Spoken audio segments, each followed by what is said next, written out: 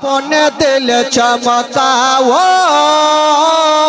ऊंची में ऊंचा नबी का झंडा, अजमत वाला नबी का झंडा, रिफवत वाला नबी का झंडा, सबसे आला नबी का झंडा, सबसे बाला नबी का झंडा, घर घर में लहरा वो पुकारो या रसूल अल्लाह, या पुकारो या रसूल।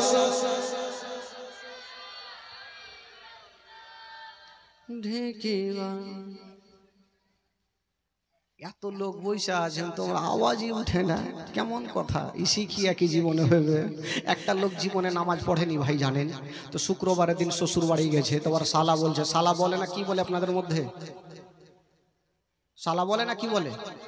শালাই তো বলছে না। তোমার শালা বলছে ওই বহনু, বহনু বলে না, বলে বহনু, বলে কি হলো রে শালা? বলে বহনু আজকে শুক্রবার, তুমি জানো না নামাজ পড়তে হবে। তো বহনু বলছে কেমন নামাজ? এই চিন্তা করেন কোন মুসলমান বলছে কেমন নামাজ? তো শালা শিখাইছে এ বহনু নামাজ খুবই সোজা। শালা ভাবলো যে আজকে যদি বহনু নামাজ পড়তে না যায় তাহলে গ্রামের মান সম্মান থাকবে না, যেমন করে হোক একে রাজি করিয়ে নিয়ে যেতে হবে। বলে বহনু এক কাজ করো, মসজিদে চলো, যে দেখবে যে যেমন করবে দেখে দেখে তুমি ওই রকম নামাজ পড়ে লিও। কিছু কিছু লোককে দেখবেন সূরা জানে না, কিন্তু মসজিদে গিয়ে দেখবেন ওর বেলেটের মতো, মানে মুখ যে কি বলছে আল্লাহই জানে, ও কিন্তু জানে না কিছু, কিন্তু ওর মুখ বন্ধ থাকে না, মানে ঠোঁট একদম হিলতে আছে। তো বলছে যে মসজিদে চলো, যে যেমন করবে তুমিও করবা। ই বলছে ওই রকম, বলে হ্যাঁ। চলে গেছে ভাই, আর প্রথম কাতারে ইমাম সাহেবের পিছনে দাঁড়িয়েছে বেচারা বয়স্ক ইমাম, দুটা দাঁত বেঁচে ছিল, দাঁড়িয়ে গেছে, নামাজ শুরু হয়ে গেছে, এক রিকাত হইল। এই যে উঠতে গিয়ে সাজদা থেকে উঠতে গিয়ে ওই বাবা ওই যে মোটা বুদ্ধা বহনুর পাছাতে কার একটু মাথা লেগে গেছে। ই ভাবলো শালা বলেছে যে যেমন করবে তেমন করতে হবে, তো আমার পাছাতে কেউ মারলে আমি কার পাছাতে মারবো? ই তো সামনে দুটা দাঁত বলা ইমাম ভাবছে ইয়াকে হুঁড়াইতে, এমন ভাবে দিলে হুঁড়িয়ে মুখের ভরে গেল দুটা দাঁত চিকনে, ডান দিকে হুঁড়া মারছে, এই বহনু, ই ভাবছে ফের আমাকে হুঁড়াইতে হবে লাগছে, এমন ভাবে দিলে সব উল্টা, বাম দিকে ফের হুঁড়া মারছে, কি করছো? ই বলছে ইমাম সাহেবের দাঁত ভাঙলো, ইয়ারা পড়লো, তোর আম্মায়ের খাবার লেগে হুঁড়া মারছিস। তো এরকম মোটা বুদ্ধা দেশে থাকে ভাই বেরাদার। আমি জানি কালিয়া চকের মাটিতে সব দিলওয়ালা ভালো আছে ভাই, আর আমি জানি কালিয়া চকের মাটিতে সবাই দিলওয়ালা, সবাই মন খুলে পড়েন। যদি পড়া হয় গুনাহ আমাকে দিবেন, নেকি হলে আপনারা নেবেন। আমার সাথে গোটা মাজমা পড়ুন, পুকারো ইয়া রাসূলুল্লাহ, ইয়া গোটা মাজমা, পুকারো ইয়া রাসূলুল্লাহ, सरकार की आमद। দুই হাত তুলে দেখাবেন, সামনে হাত তুলবেন, এইভাবে তুলিয়েন না, তার দাঁত মুখ লাগবে ভাঙবে ভাই। সামনে তুলেন, সরকার কি আমদ। যারা নবীকে ভালোবাসে পরিচয় দেন, সরকার কি আমদ, দিলদার কি আমদ। যারা ऊंचा বলো, যারা ঝমকে বলো, আউয়াল কি আমদ, आखिर की आमद, जाहिर की आमद, बातिन की आमद, हमारा गबाया रसूल या रबे मरहबा या रसूल अल्लाह। यूं ही करके उनका चर्चा अपने दिल चमकाओ, ऊंची में ऊंचा नबी का झंडा, अजमत वाला नबी का झंडा, रिफवत वाला नबी का झंडा, सबसे आला नबी का झंडा, सबसे बाला नबी का झंडा, घर घर में लहरा वो पुकारो या रसूल, जोरे पुकारो या रसूल, पुरनूर है जमाना सुबह सवेरे वलादत पर्दा उठा है किसका पर्दा उठा है किसका सुबह सवेरे वलादत मागे रबीउल अव्वल तेरे झलक के सदके चमका दिया नसीबा सुबह सवेरे वलादत आंदा घर घर में लहरा वो पुकारो या रसूल अल्लाह जोरे पुकारो सरकार की आमद दुई हाथ तुले सरकार की आमद दिलदार की आमद जरा झूम के बोलो अव्वल की आमद आखिर की आमद बाड़ी चलो সুর মিলেছে তো মানে সুরেই চলে যায় বেরাদার বন্ধুগণ বাবাজি আমার ভাইরা এবার আপনাদের ঘুমটা ভেঙেছে দুটো বেলাল বলছে আমি বলতাম কিন্তু আমার মা মানা করেছে এদের বুঝতে অসুবিধা হইল না বেরাদার বন্ধুগণ বাবাজি আমার শোনান মা এবার কয়েকজন সন্তানরা গিয়া বেলালের বাড়িকে ঘেরাও করে নিয়ে আসে না ও যুবক বন্ধুরা যেমনই ঘেরাও করে নিয়ে আসে না বাবা ওই ঘোড়ার পায়ের শব্দ খানা তুয়া বিবির কানে পৌঁছে গেল তুয়া বিবি ভাবছেন আল্লাহ জানি না আমার বেটা বেলাল কি খবরটা জানিয়ে দিয়েছে যেমনই গেটটা খুলেছেন বাবা দেখছেন হাজার হাজার সৈন্যরা দাঁড়িয়ে আছে বলছেন ওগো তুয়া বিবি ওগো বেলালের মা আচ্ছা বলো বলো ইমামে মুসলিম কি তোমার বাড়িতে আছে ওই তুয়া বিবি ভাবছেন আল্লাহ আমি সত্য বলবো না মিথ্যা বলবো আল্লাহ গো একটা মিথ্যা বলার কারণে যদি জাহান্নামে যেতে হয় যাব নবী বংশের ছেলে আমার বাড়িতে আছে আমি এই কথা কাউকে বলবো না জোরে বলুন নবী বংশের আমার বাড়িতে ছেলে আছে আমি এই কথাটা বলবো না আমি মিথ্যা বলে দেব যেমনই মিথ্যা বলতে যাবে বাবা গো যেমনই মিথ্যা বলতে যাবে ওইদিকে ইমামে মুসলিমের ঘুমটা ভেঙে গেছে তার বাড়ি খানা নিয়ে গেটে দাঁড়িয়ে গেল আর বলছেন মা গো তোমাকে মিথ্যা বলতে হবে না মা মিথ্যা বলতে হবে না মা গো তুমি আমার জন্য অনেক কিছু করেছো মা বাবা গো ইমামে মুসলিম চলে আসিল ওই ইয়াজিদের সৈন্যরা বলে ওগো ইমামে মুসলিম তুমি ইয়াজিদের হাতে হাত দিয়ে মুরিদ হয়ে যাও ইমামে মুসলিম বলেছিল আমি জান দিয়ে দেব জীবন দিয়ে দেব কিন্তু আমি ঈমান দেব না কথা চলছে বাবা আর যেন যুদ্ধ শুরু হয়ে গেল ও যুবক বন্ধুরা ইমামে মুসলিমের হাতে ছিল বাবা তার বাড়ি খানা কাজে লাগিয়ে দিল ওরে যুবক কেলার গাছের মতো যেন বাবা জুড়তে আরম্ভ করেছে যেই দিকে তার বাড়ি চালিয়ে দেয় দুই চারটা কেটে জাহান্নামে চলে যায় ওরে যুবকেরা তার শরীরে নবী বংশের রক্ত আছে গো তার সঙ্গে মোকাবিলা করে কেউই টিকতে পারে না জোরে বলুন যার শরীরে নবী বংশের রক্ত আছে তার সঙ্গে মোকাবিলা করে কেউই টিকতে পারে না কিন্তু একটা লোক কটা লোকের সাথে যুদ্ধ করবে আবার লোকজন চলে আসলো বাবা গো ইমামে মুসলিম যুদ্ধ করছে বাবা ও যুবক বন্ধুরা ইবনে সাদের লোকেরা বললো এই গ্রামে গো ইমামে মুসলিম একটু দাঁড়িয়ে যাও দাঁড়িয়ে গেলেন বললেন ওগে ইমামে মুসলিম আমরা নিজেদের মধ্যে মারামারি করব না এক কাজ করেন আপনাকে নিয়ে যাব চলুন ইবনে সাদের দরবারে চলুন যেটা বিচার হবে সেটা আপনাকে মেনে নিতে হবে বলে ঠিক আছে চলো ইমামে মুসলিম যেমনই বাবা দুলদুলে চেপে গেল একটা দুরাচার পিছন থেকে গিয়া ইমামে মুসলিমের তরবারি খানা টেনে নিল যেমনই টেনেছেন বন্ধুরা ইমামে মুসলিমের জবান থেকে বেরিয়ে গেল ইন্না লিল্লাহি ওয়া ইন্না ইলাইহি রাজিউন লোকজন বললেন ওগে ইমামে মুসলিম মানুষ যখন মারা যায় এই দোয়াটা পড়ে আপনি এখন কেন পড়লেন ইমামে মুসলিম তখন বলেছিল আমার তরবারি খানা যতক্ষণ আমার কাছে ছিল, আমার জান ততক্ষণ ছিল।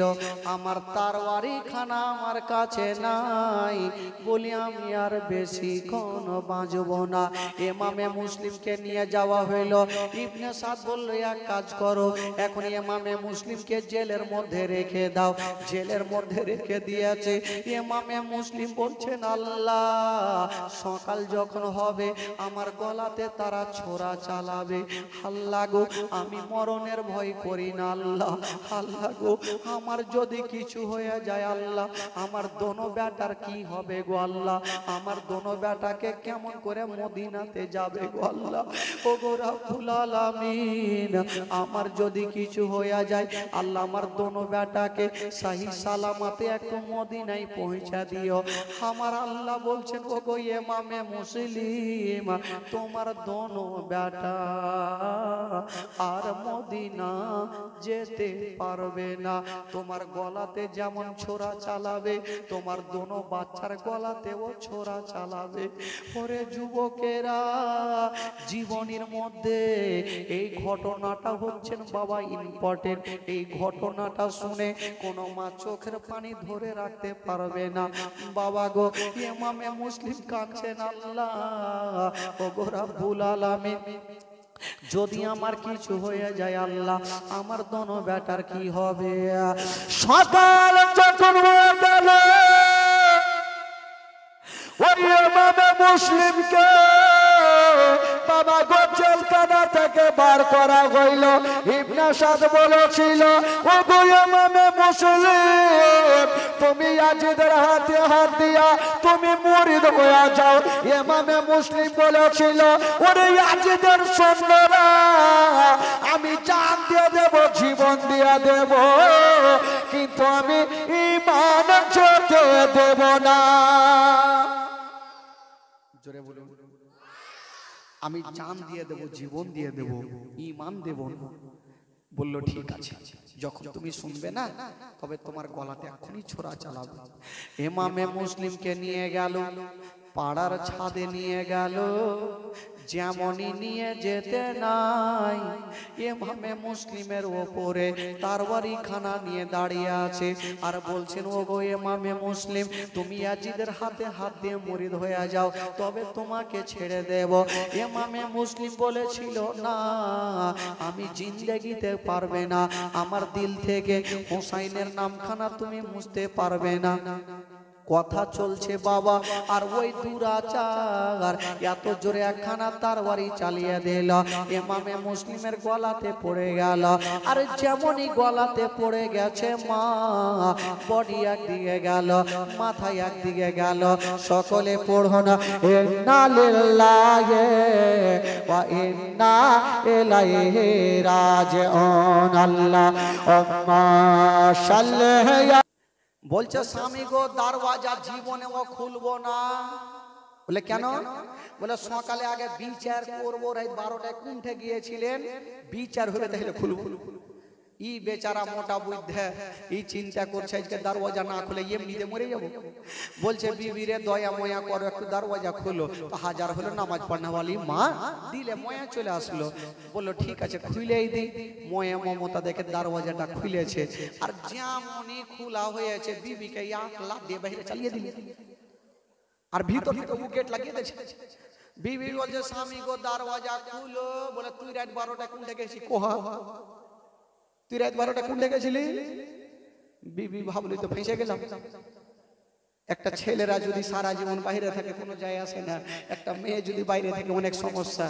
বিবি বললো, স্বামী গো খুলো। বলে, খুলবো না তো, রাত 12টায় কুণ্ঠে গেছিলি, মডল সর্দারকে ডাকবো, বিচার করবো, তাহলে খুলবো। বিবি বলছে, খুলো, না হলে আমি কুয়াতে পড়ে মরে যাবো। বলে, তুই মইরা যা।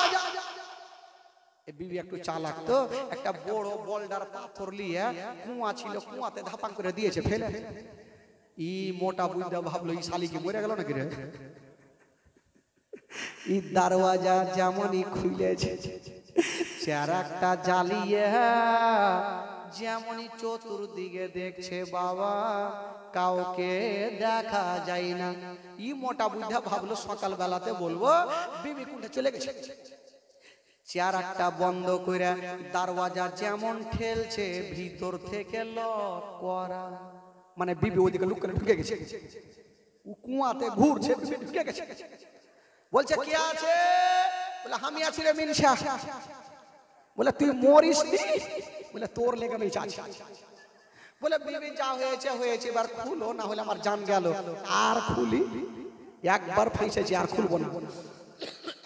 তো বলতে লাগলো স্বামী গো দরওয়াজা খুলবো না। বলে বিবি কথা দিলাম আর তোমার সাথে অন্যায় করবো না, খুলে দাও। বলো স্বামী গো দরওয়াজা খুলতে পারি, একটা শর্ত আছে। বলে কি? বলে দরওয়াজা খুলতে পারি যদি কালকে থেকে আপনি 5 ওয়াক্ত নামাজ পড়েন। জোরে বলুন সুবহানাল্লাহ। বলে ঠিক আছে, কথা দিলাম কালকে থেকে নামাজ পড়বো। বলে বিবি স্বামী গো দরওয়াজা খুলতে পারি যদি কালকে থেকে আপনি শরাব পান করা ছেড়ে দেন। বলে কসম খেলাম শরাব পান করবো না। কালকে থেকে জুয়া খেলা ছেড়ে দেন। বলে কসম খেলাম। ওই যুবক বন্ধুরা, ওই শরাবি লোকটা যতদিন ছিল ঈমানের শহীদ ছিল, সে পাক্কা সাচ্চা নামাজি হয়েছিল। জোরে বলুন। আর আজকাল ইয়ারদের মতন হইলে কি কইতে জানতেন?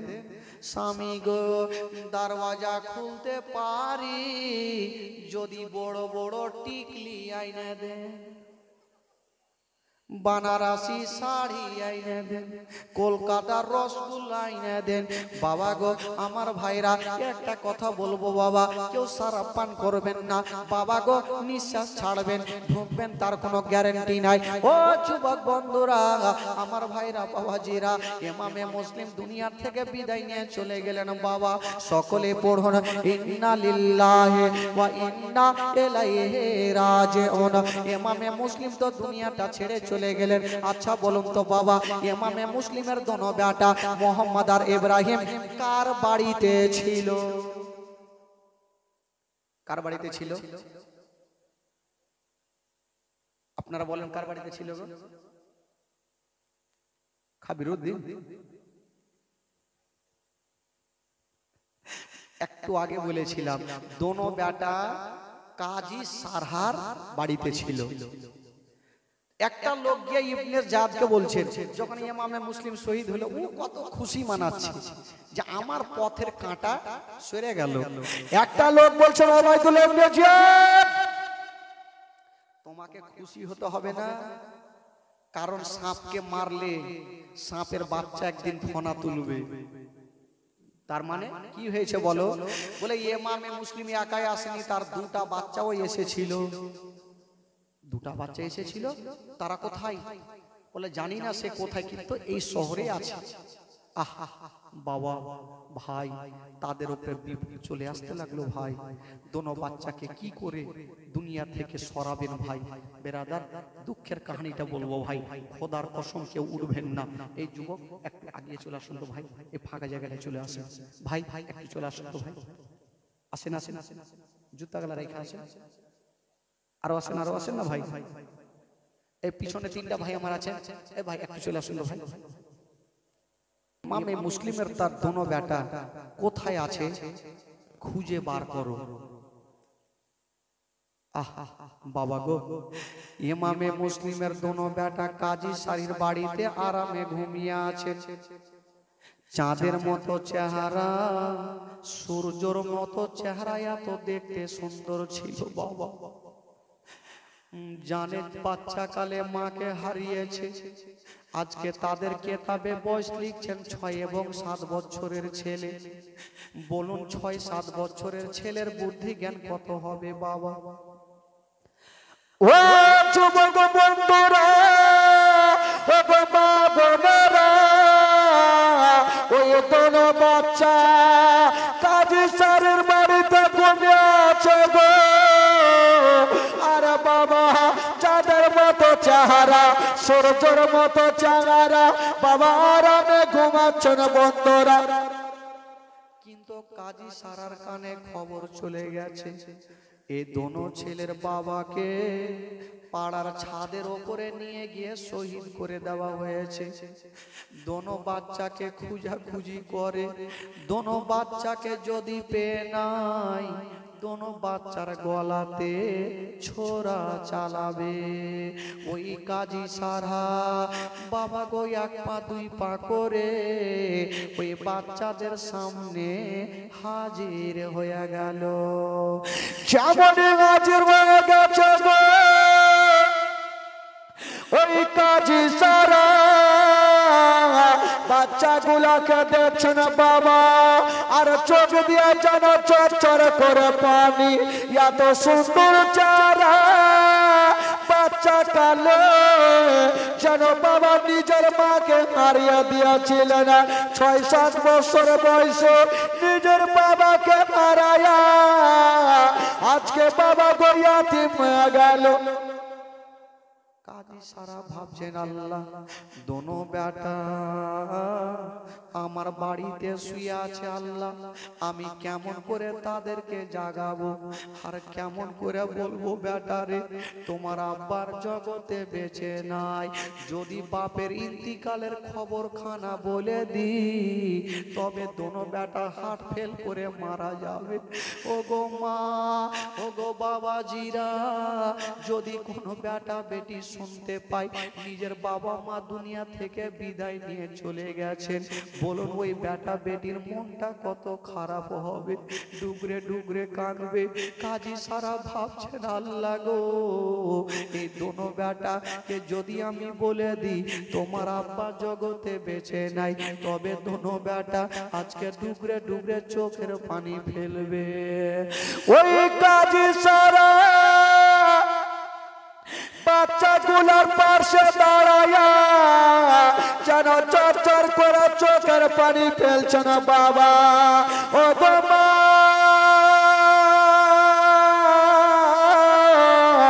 জবনী মা গো চোখের পানি ফেলছে গো। ওই কাজী সারার একটা ফোঁটা চোখের পানি ওই বাচ্চাদের গালে পড়ে গেল। কাজী সারার একটা ফোঁটা চোখের পানি ওই ছোট বাচ্চাটার গালে পড়ে গেছে। ছোট বাচ্চাটা যেমনই চোখ খুলে দেখেছেন কাজী সারার চোখ দিয়ে ঝরঝর করে পানি। চাচা, চাচা গো আপনি কি দুঃখ পেয়েছেন চাচা, কেন আপনার চোখে পানি চাচা?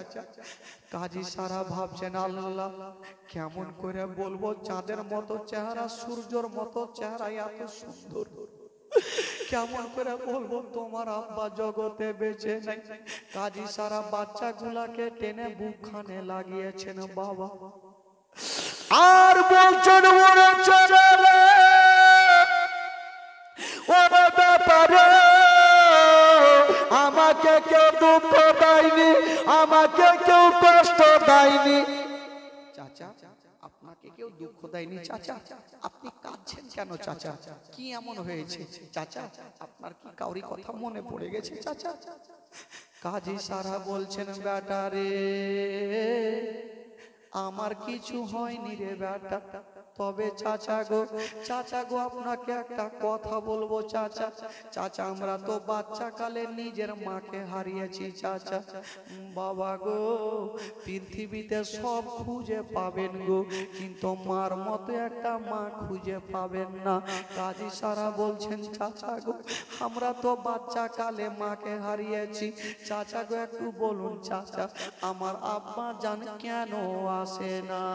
কাজী সারা বাচ্চাগুলাকে ধরে বলছে বেটা রে তোমার আব্বা জান আর কোনদিন আসবে না রে বেটা। বললো কেন চাচা? বললো বেটা রে তোমার আব্বা জান এত দূরে চলে গেছে বেটা, আর কখনো তোমাদের ছেলে বলে বুকে নেবে না। চাচা আপনি এটা কি ধরনের কথা বলছেন চাচা? আপনার বাড়িতে আছি চাচা, তার জন্য কি আপনি ঠাট্টা করছেন, আপনি খেলা করছেন চাচা? চাচা আমরা যে বাচ্চাকালে মাকে হারিয়েছি চাচা, আমার আব্বা ছাড়া আমাদের কেউ নেই চাচা, আমরা তো বাপের কাছে একটু আদর যত্ন পাবো। আর বলছেন বাবা ছেড়ে চলে গেছে, বলছেন হ্যাঁ রে বাবা তোমার আব্বা জান এত দূরে চলে গেছে বেটা, আর কখনো তোমাদের ছেলে বলে বুকে নেবে না। বাচ্চা ছেলেরা বলছেন চাচা গো, ও চাচা আমরা মা বাচ্চা কালো নিজের মাকে মারিয়াছি গো চাচা। আমাদের ছোট ছোট চাচা, আমাদের বয়স অল্প চাচা, আর আমার আব্বা জান যদি চলে যাই চাচা, আমাদের সারা জীবন অন্ধকার হয়েছে। চাচা আপনি বলেন না চাচা যে এটা খেল করছে, এটা মিথ্যা বলছেন চাচা। বাবা রে আমি মিথ্যা বলি না রে বাবা, আমি সত্য তোমাদের বলছি। ওই দোনো বাচ্চাকে টেনে বুকে লাগিয়েছে বেটা রে। তোমার আব্বা জানকে পাড়ার ছাদের ওপরে নিয়ে গিয়ে বেটা গলাটা আলাদা করে দিয়েছে বেটা। এই কথা শুনতে নাই দোনো বেটা কাঁদতে কাঁদতে যেন মাটিতে বসে গেল। যেমন মা গো চরণী মা, ও গো সোনা মানিকেরা, ওই বাচ্চাগুলো কাঁদতে কাঁদতে মাটিতে বসে গেল। ওরে যুবকেরা, যার মা বাবা জগতে নাই, তার দুনিয়া তো কিছুই নাই রে বাবা। বাবা যার মা বাবা নাই তার দুনিয়াতে কিছু নাই ভাই। বাচ্চা ছেলেরা বলছেন চাচা আমার মা আমাদের ছেড়ে চলে গেছে, আব্বাও কি চলে গেল? হ্যাঁ রে বাবা, কিন্তু বাবা তোমাদের একটা কথা বলবো, তোমরা এখন কান্দিও না, এখানে যত তাড়াতাড়ি পারো তোমরা এই রাতারাতি মদিনা পালিয়ে যাও। যদি তোমাদেরকেও ধরে নেয় তোমাদেরকেও জবাই করবে বেটা। চাচা আমরা তো মদিনার রাস্তা চিনি না চাচা, কেমন করে মদিনা যাবো চাচা? বলছে বেটারে তোমরা কে চিন্তা করতে হবে না বেটা, আমি তোমাদের মদিনার রাস্তা দেখিয়ে দিব বেটা। বাবা গো ওই কুফা শহর থেকে একটা দল যাবে মদিনা। ওই কাজী সারা বলল বেটারে যদি তোমরা নিজের জীবনটা বাঁচাতে চাও তবে যাও যাও, ওই যে তিন মোহনা রাস্তাতে দাঁড়িয়ে থাকো, যখন তারা ঘোড়া নিয়ে যাবে তোমাদের দেখবে, তোমাদের চেহারা খানা দেখবে, যদি কাউরি দিলে দয়া ময়া হয় তোমাদের উঠিয়ে ঘোড়াতে করে মদিনায় পৌঁছা দেবে, তোমাদের জীবনটা বেঁচে যাবে। চাচা গো আমরা তো ওই তিন মোহনা রাস্তা চিনি না চাচা।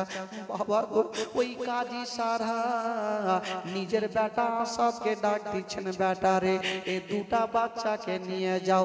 বাবা গো নিয়ে গেল, বললে ভাই তোমরা চলো, এইরকম একটা তিন মোহনা রাস্তা ছিল। যেমনই নিয়ে গেছেন বাবা কাজী সারার বেটা আসাদ তাকিয়ে দেখছেন যেই দলটা যাওয়ার কথা ছিল একটু আগিয়ে চলে গেছে।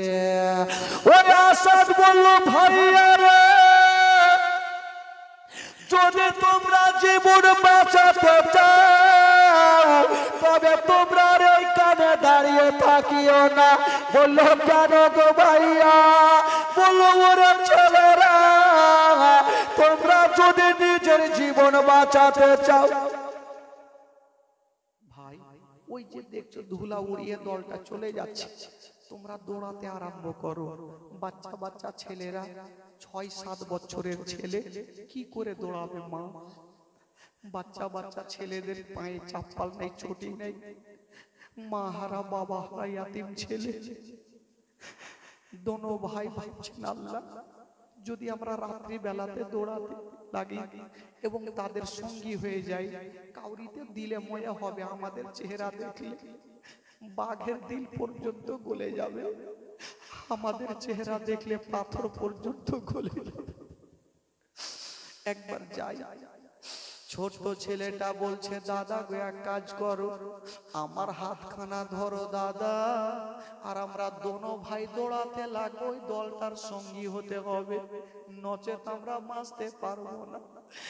মা গো গো জননী মা, বাচ্চা বাচ্চা ছেলেরা এক অপরের হাতখানা ধরে নিয়েছে আর যেন দৌড়াতে আরম্ভ করেছে। চাঁদের মতো চেহারা, সূর্যর মতো চেহারা। দৌড়াতে দৌড়াতে হঠাৎ করে বন্ধুরা ছোট ছেলেটা উজুট খেয়ে মাটিতে পড়ে গেল। যেমনই পড়েছে হাঁটুর চামড়া গুলা যেন উড়ে গেল। বড় ভাই টেনে বুকে লাগিয়েছে, ভাই রে তোমার পায়ে কি ব্যথা হয়েছে? ছোট ভাই বলছে দাদা গো আমার কোনো ব্যথা হয়নি দাদা।